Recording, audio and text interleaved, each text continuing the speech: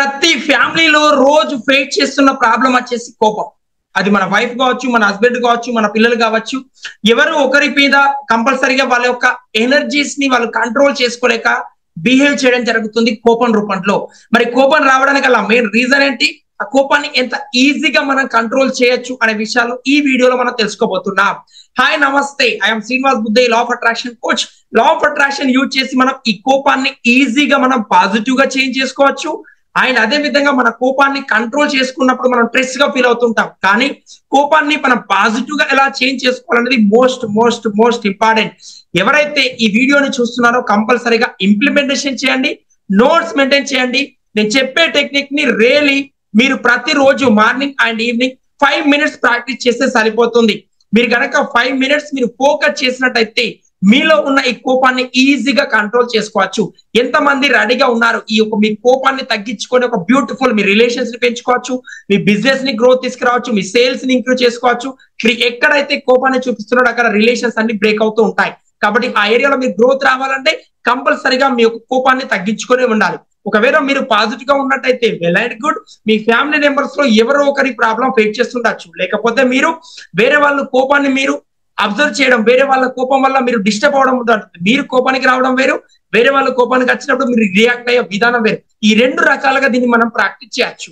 కాబట్టి మనం ఫోకస్ చేయవలసిందల్లా ఫస్ట్ ఆఫ్ ఆల్ మనం మన కోపాన్ని ఎలా కంట్రోల్ చేసుకోవాలి, కోపాన్ని కంట్రోల్ చేసుకునేటప్పుడు వస్తున్న నెగిటివ్ ని కూడా పాజిటివ్ గా ఎలా చేంజ్ చేసుకోవాలంటే ఫస్ట్ ఆఫ్ ఆల్ మీ యొక్క ఫీలింగ్ ని మనం అబ్జర్వ్ చేయాలి. మీరు గనక అబ్జర్వ్ చేసినట్టయితే ఒక పర్సన్ కోపానికి రావడానికి గల మెయిన్ రీజన్ ఏంటి, 100% తను రెస్పాన్సిబిలిటీ తీసుకోకపోవడం. మీరు అగ్రి చేసినా చేయకపోయినా ఇట్ ఇస్ ట్రూత్. ఎందుకోసం అంటే ఒక పర్సన్ ఎప్పుడైతే రెస్పాన్సిబిలిటీ తీసుకుంటాడో తన యొక్క మైండ్ సెట్ అనేది చేంజ్ అవుతుంది. Advance law of attraction technique లో మనం యూజ్ చేసే ఫస్ట్ నెంబర్ 1 టెక్నిక్ వచ్చేసి, మనం కోపానికి వస్తున్నామంటే ఎదుటి పర్సన్ ఏదైతే చెప్తున్నాడో దాన్ని మనం అగ్రి చేయట్లేదు. ఫర్ ఎగ్జాంపుల్, నేను కోపానికి వస్తున్నానంటే నేను మాట్లాడే మాట, నేను ఇచ్చే వర్డ్స్, నేను ఒక ఫీలింగ్స్ ఏదైతే నేను చెప్తున్నానో లేదా నేను ఎక్స్ప్రెషన్ చేస్తున్నానో అవి ఎదుటి వ్యక్తి అగ్రి చేయనప్పుడు నేను కోపానికి రావడం జరుగుతుంది. చాలా మంది ఫేస్ చేసే సేమ్ ప్రాబ్లం ఇది. మరి ఎదుటి వ్యక్తి చెప్పేది మీరు నమ్మనప్పుడు, తను చెప్పేది మీరు చేయనప్పుడు, తను ఏదైతే అనుకుంటున్నారో దాన్ని మీరు ఇంప్లిమెంటేషన్ చేయనప్పుడు ఎదుటి పర్సన్ కోపానికి రావడం జరుగుతుంది. కానీ మీరు పాజిటివ్ వేలో ఆలోచించినట్టయితే మీరు ఏ వేలో అయితే మాట్లాడుతున్నారో, మీరు ఏదైతే చెప్తున్నారో ఎదుటి పర్సన్ ఎవరైతే ఉన్నారో తన యొక్క థాట్స్, తన యొక్క వర్డ్స్, తన యొక్క ఫీలింగ్స్ అనుగుణంగా తను రియాక్ట్ అవ్వడం జరుగుతుంది. కాబట్టి మీరు కోపానికి వస్తున్నారంటే 100% మీరు ఏదైతే ఉన్నారో దాన్ని ప్రూవ్ చేయాలని చెప్పి మీరు ఎప్పుడైతే ప్రెషర్ గా మీరు ఫీల్ అవుతుంటారో, మీరు అన్నది రైట్ అనే విషయంలో ప్రెషర్ గా ఫీల్ అవుతుంటారో ఆ టైంలో మనం చాలా కోపానికి రావడం జరుగుతుంది సహజంగా. లేదా వేరే విషయాలు అంటారు, వేరే అంటారు, కామన్. కానీ ఈ రోజు మీరు కోపానికి రావడానికి గల మెయిన్ రీజన్ నిన్న జరిగిన కన్వర్జేషన్స్ కావచ్చు, మొన్న జరిగిన కన్వర్జేషన్స్ కావచ్చు, లేదా 1 year నుంచి జరిగిన కన్వర్జేషన్స్ కావచ్చు. వీటి వల్ల ఇయర్స్ నుంచి మనం పీపుల్స్ ని దూరం పెడుతూ ఉంటాం. మన బిజినెస్ కోసం ఈగోస్ కి వెళ్ళి మనం ప్రాబ్లం ఫేస్ చేస్తుంటాం. మన రిలేషన్స్ ని బ్రేక్ చేసుకుంటాం. అది వైఫ్ అండ్ హస్బెండ్ మధ్య అయినా, తల్లిదండ్రుల మధ్య అయినా, ఏదో ఒక ఏరియాలో ప్రాబ్లం ఫేస్ చేస్తూనే ఉంటాం. మరి దీన్ని ఎలా కంట్రోల్ చేయాలని చూసినట్టయితే నెంబర్ 1 రూల్ వచ్చేసి 100% రెస్పాన్సిబిలిటీ. ప్రతి ఒక్కరు నోట్ చేసుకోండి. నెంబర్ 1 రూల్ ఏంటి, 100% రెస్పాన్సిబిలిటీ తీసుకోవాలి. ఎస్, ఒక పర్సన్ తను ఏదైతే చెప్తున్నాడు, ఫర్ ఎగ్జాంపుల్ మీకు ఎవరైనా వ్యక్తి ఒక టార్గెట్ ఇచ్చినప్పుడు ఎదుటి వ్యక్తి తన టార్గెట్ రీచ్ చేయడం తన కోపం రావడం జరుగుతుంది. ఏదైతే మీకు టార్గెట్ ఇస్తున్నారో మీతోని దాన్ని ఫస్ట్ మీరు 100% మీతోని కన్వర్జేషన్ చేసినప్పుడు 100% రెస్పాన్సిబిలిటీ తీసుకోండి. 100% రెస్పాన్సిబిలిటీ తీసుకోండి. అండ్ అదే విధంగా ఏ పర్సన్ అయితే మీరు ఎదుటి వ్యక్తికి ఒక వర్క్ పరంగా మీరు కోపానికి రావడం జరుగుతుందో దాని పరంగా కూడా ఎదుటి వ్యక్తి రియాక్ట్ అయ్యే విధానం కూడా మీరు 100% రెస్పాన్సిబిలిటీ తీసుకోవాలి. మీరు ఏదైతే మీ యొక్క వర్క్ కంప్లీట్ చేయాలనుకుంటున్నారో, ఏదైతే మీరు ఎక్స్ప్రెస్ చేయాలనుకుంటున్నారో సహజంగా మనం మన మైండ్ సెట్ అనుగుణంగా మన ఆలోచనలను మనం ఎక్స్ప్రెస్ చేస్తూ ఉంటాం.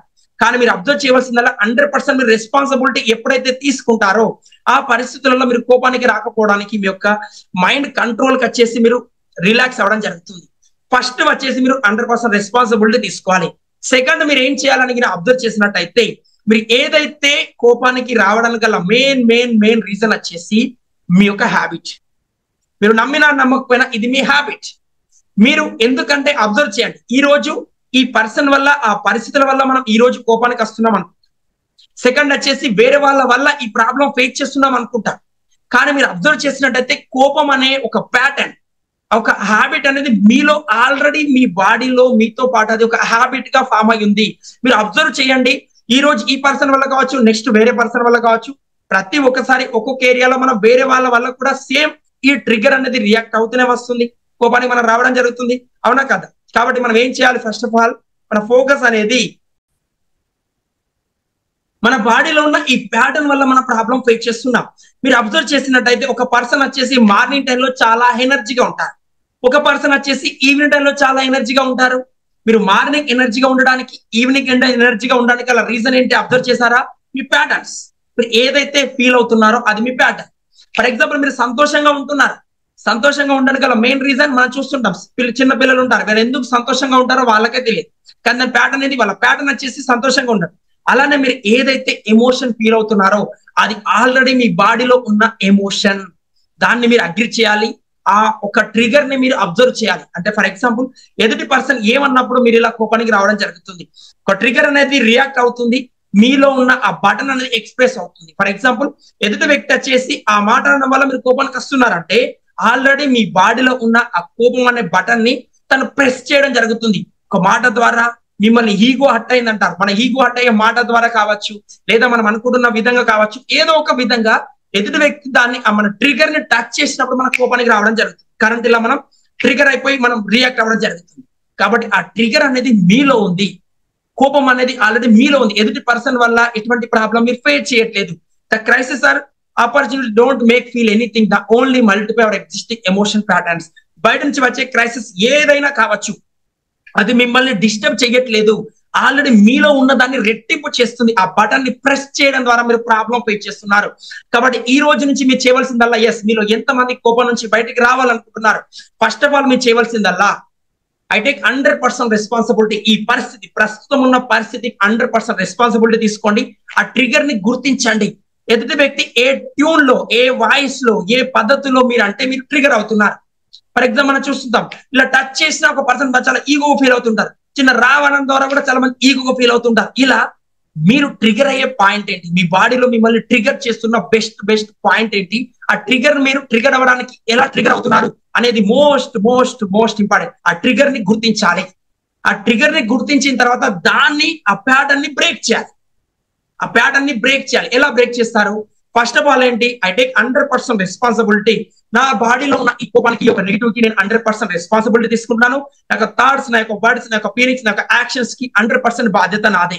ఎప్పుడైతే మీరు రెస్పాన్సిబిలిటీ తీసుకుంటారో ఆ ట్రిగర్ అవుతుంది మీ బాడీలో అని మీరు గుర్తిస్తారో ఆ ట్రిగర్ నుంచి ఈజీగా బయటికి రాగలుగుతారు. ఫస్ట్ ఆఫ్ ఆల్ చేయవలసింది రెస్పాన్సిబిలిటీ తీసుకోవాలి. ఎక్కడ ఏ ట్యూన్ లో, ఏ వాయిస్ లో వాళ్ళు అనడం వల్ల మీరు ప్రాబ్లం ఫేస్ చేస్తున్నారో దాన్ని గుర్తించాలి. ఆ టైంలో, ఆ సిచ్యువేషన్స్ లో మీరు చేయవలసిందల్లా బెస్ట్ ఎన్ఎల్పి టెక్నిక్ నేను మీకు చెప్పడం జరుగుతుంది, ఇంప్లిమెంటేషన్ చేయాలి. ప్రతి ఒక్కరు మిమ్మల్ని ప్రాబ్లం ఫేస్ చేస్తూనే ఉండొచ్చు, వేరే వాళ్ళ వల్ల, వేరే వాళ్ళ మాటల వల్ల ప్రాబ్లం ఫేస్ చేస్తూనే ఉంటారు. ప్లీజ్ ప్రతి ఒక్కరు కళ్ళు మూసుకోండి. ఎస్, ప్రతి ఒక్కరు కళ్ళు మూసుకోండి. మీరు కళ్ళు మూసుకొని ఒక జోకర్ ని ఊహించుకోండి. ఒక జోకర్ యొక్క ఫేస్, తన కళ్ళు కావచ్చు, తన ఫేస్ కావచ్చు, తన చెవులు కావచ్చు, తన ఫేస్ కున్న కలర్, తన ముక్కుకున్న కలర్, తన పెదవులకున్న కలర్, తన వేసుకున్న డ్రెస్, తన యొక్క రిబ్బన్ కావచ్చు, తన యొక్క డ్రెస్ కావచ్చు, టోటల్ గా మనం చూస్తుంటాం కదా జోకర్ ని. ఆ జోకర్ ని విజువలైజేషన్ చేసుకోండి. ఆ జోకర్ ఎలా ఉంటున్నాడు, తన యొక్క రియాక్షన్ ఎలా ఉంది, తన డ్రెస్సింగ్ స్టైల్ ఎలా ఉంది, తన వాయిస్ ఎలా ఉంది, తన మాట్లాడే విధానం ఎలా ఉంది, టోటల్ గా ఆ పర్సన్ ని ఊహించుకోండి. ఎస్, టోటల్ గా ఆ పర్సన్ ని మీరు ఊహించుకోండి. నాతో పాటు వీడియో చూస్తున్న కంపల్సరీ కళ్ళు మూసుకొని ప్రాక్టీస్ చేయండి, విజువలైజేషన్ చేసుకోండి. జోకర్ లాగా చేసుకుంటున్నారని చెప్పి నేను అనుకుంటున్నాను ప్రతి ఒక్కరు. ఎస్, విజువలైజేషన్ చేసుకున్న తర్వాత వన్స్ ఒకసారి కళ్ళు తెరిచి మీరు ఏ పర్సన్ వల్ల ప్రాబ్లం ఫేస్ చేస్తున్నారో ఆ పర్సన్ ఫేస్ ని ఒకసారి అబ్జర్వ్ చేయండి. కళ్ళు తెరిచి అబ్జర్వ్ చేయండి. సెకండ్ స్టెప్, ఫస్ట్ స్టెప్ లో మనం జోకర్ ని విజువలైజేషన్ చేసుకుంటాం. సెకండ్ స్టెప్ లో మనం ఏ పర్సన్ ద్వారా, మేబీ మీ వైఫ్ కావచ్చు, మేబీ మీ హస్బెండ్ కావచ్చు, మేబీ మీ అత్తమ్మ కావచ్చు. మనం చాలా మంది అత్తమ్మ ద్వారా ఇలాంటి ప్రాబ్లం ఫేస్ చేస్తుంటాం కదా, అత్తలు కోడల మధ్యలో ప్రాబ్లం. ఒకవేళ మీరు అలాంటి అనుకుంటే అలాంటి పర్సన్ ఒకసారి చూడండి. ఎస్, ఆ పర్సన్ యొక్క ఫేస్ ని గుర్తించుకోండి. తన ఫేస్, తన యొక్క ఐబ్రోస్ కావచ్చు, ఫేస్ స్టైల్, టోటల్ గా మీరు ఎవరైతే మిమ్మల్ని వేరే వాళ్ళ ప్రాబ్లం ఫేస్ చేస్తున్నారో ఆ పర్సన్ టోటల్ గా ఫేస్ ని విజువలైజేషన్ చేసుకోండి. సెకండ్ స్టెప్ లో పర్సన్ ని విజువలైజేషన్ చేసుకుంటాం. ఫస్ట్ స్టెప్ లో జోకర్ ని విజువలైజేషన్ చేసుకుంటాం. థర్డ్ స్టెప్ లో కళ్ళు మూసుకొని ఆ జోకర్ ని, ఆ పర్సన్ యొక్క ఫేస్, బాడీ లాంగ్వేజ్ లో ఎలా ఉంటాడో, ఆ డ్రెస్ లో ఎలా ఉంటాడో ఒకసారి అబ్జర్వ్ చేయండి. ఒకసారి అబ్జర్వ్ చేస్తూ తన యొక్క ఫేస్ కావచ్చు, తన యొక్క ఐబ్రోస్, తన యొక్క ఫేస్ స్టైల్లో మీరు ఏ పర్సన్ ద్వారా ప్రాబ్లం ఫేస్ చేస్తున్నారో ఆ పర్సన్ వచ్చేసి ఆ జోకర్ డ్రెస్ లో ఉన్నట్టు విజువలైజేషన్ చేసుకోండి. తన యొక్క జోకర్ ఆ డ్రెస్ లో ఆ షార్ట్ ఆ డ్రెస్ లో ఎలా కనిపిస్తున్నాడు, తన యొక్క రిబ్బన్స్ ద్వారా, తన యొక్క డ్రెస్ ద్వారా, తన ఫేస్, తన హెయిర్ స్టైల్ ఎలా కనిపిస్తుందో విజువలైజేషన్ చేసుకోండి. మీరు విజువలైజేషన్ చేసుకుంటున్నారని అనుకుంటున్నాను. ఈ ఫేస్ లో ఆ స్మైల్ ని నేను అబ్జర్వ్ చేస్తున్నాను. Thank you so much. ఈ ఫేస్ లో ఆ స్మైల్ అబ్జర్వ్ చేస్తున్నాను. ఎస్, అబ్జర్వ్ చేయండి, అబ్జర్వ్ చేయండి, అబ్జర్వ్ చేయండి. ప్రతి ఒక్కరు కళ్ళు తెరిచిన తర్వాత వెంటనే ఈ రోజు నిన్న నైట్ మీరు ఏం తిన్నారో గుర్తు తెచ్చుకోండి. నిన్న నైట్ ఏం తిన్నారు, నిన్న నైట్ ఏం ఫుడ్ తిన్నారో ఒకసారి గుర్తు తెచ్చుకోండి. నిన్న నైట్ ఏ ఫుడ్ తిన్నారు, ఏం తిన్నారో గుర్తు తెచ్చుకోండి, గుర్తు తెచ్చుకోండి, గుర్తు తెచ్చుకోండి. ఎస్, ఇప్పుడు ఒకసారి ఆ ఫేస్ ఎవరి ద్వారా మీరు కోపానికి వస్తున్నారో ఆ పర్సన్ కి గుర్తు తెచ్చుకోండి. ఎవరి ద్వారా మీరు కోపానికి వస్తున్నారో ఆ పర్సన్ కి గుర్తు తెచ్చుకోండి. పర్సన్ ఫేస్ గుర్తొస్తుందా? జోకర్ ఫేస్ లో ఉన్న డ్రెస్ లో ఉన్నప్పుడు తన ఎలా ఉన్నాడో గుర్తొస్తుందా? కామెంట్ బాక్స్ లో టైప్ చేయండి. జోకర్ గుర్తొస్తున్నట్లయితే జోకర్ అని టైప్ చేయండి. మై డియర్, ఈ టెక్నిక్ అనేది మీ ప్యాటర్న్ ని బ్రేక్ చేయడం జరిగింది. మీరు చూసినట్టయితే ఒక పర్సన్ తను ఏ టోన్ లో వాడినప్పుడు సేమ్ ట్రిగర్ అనేది మీకు ఎలా ఉందంటే, ఫర్ ఎగ్జాంపుల్ మీరు అక్కడ బాడీలో ఇలా టచ్ చేయడం కోపానికి వస్తుంటారు సమ్ పీపుల్స్. మీరు అలా కోపానికి రావడం ట్రిగర్ అనేది ఇక్కడ ఉంది. అదే విధంగా మీ మైండ్ లో ఒక పిక్చర్ అనేది క్రియేట్ అయి ఉంది ఆ పర్సన్ మీద. ఇప్పుడు చూసినట్టయితే ఆ పిక్చర్ అనేది మీరు విజువలైజేషన్ ద్వారా జోకర్ ఫేస్ ని విజువలైజేషన్ చేసుకున్నారు. కాబట్టి మీకు ఇప్పుడు ఏం జరుగుతుంది, ప్రతి ఒక్కరికి ఆ జోకర్ ఫేస్ అనేది గుర్తు రావడం జరుగుతుంది. ఆ పర్సన్ గుర్తొస్తే జోకర్ ఫేస్ గుర్తొస్తుంది. ఇలా కనుక మీరు ఒక 20 days 30 days డైలీ ఒక 5 minutes 2 minutes 3 minutes ప్రాక్టీస్ చేసుకుంటున్నా 100% మీరు ఆ కోపం నుంచి బయటికి రాగలుగుతారు. ఆ పర్సన్ నుంచి ఈజీగా బయటికి రాగలుగుతారు. కాబట్టి ఈ టెక్నిక్ ని 100% ఇంప్లిమెంటేషన్ చేస్తారనుకుంటున్నాను.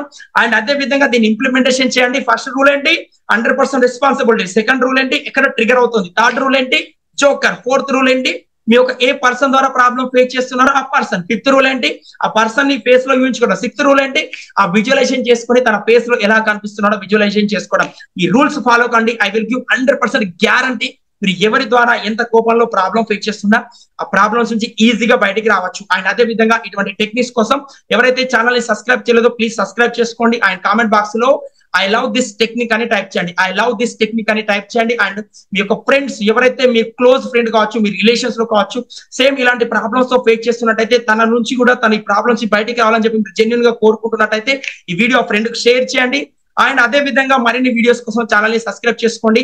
అండ్ ఈ వీడియోలో ఎవరైనా ఇబ్బంది పెట్టినట్టయితే sorry, please forgive me. Thank you, I love you all. మరొక వీడియోతో మళ్ళీ కలుద్దాం. ఛానల్ ని మాత్రం సబ్స్క్రైబ్ చేసుకోవడం మర్చిపోవద్దు సుమా.